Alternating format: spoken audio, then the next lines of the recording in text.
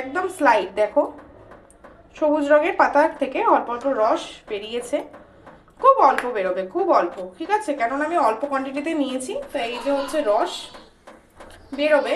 এবার এখানে কি হয়েছে,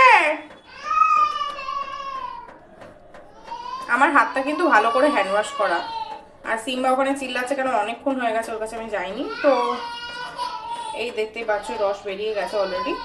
তো চলো এই রসটা বেরোনোর পর কি অ্যাড করছি সেটা দেখাই। এরপর আমাদেরকে অ্যাড করতে হবে একটা মধু, ডাবরের মধু ইউজ করি আমি, তোমরা যেটা ইচ্ছা নিতে পারো। তো এটা একদম শেষের পথে।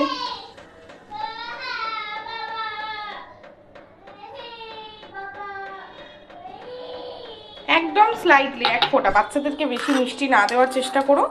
আমিও খাই এই মধুটা, তাই জন্য আনা থাকে। তো এটা আঙুল দিয়ে খাইয়ে দিই, খাইয়ে দিই বাবা।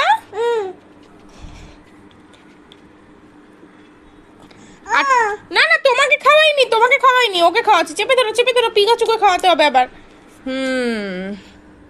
তো যতটা তোমরা চেষ্টা করবে পারবে খাইয়ে দেবে। মধুটাই বেশি পরিমাণ ভেতরে যাবে, আর যদি পাতা চলেও যায় অসুবিধা নেই, ওরা এখন 1 বছরের হয়ে গেছে, ওদেরকে দেওয়াই যেতে পারে। আমি দিই, দেখতেই পাচ্ছ আমার আঙুলে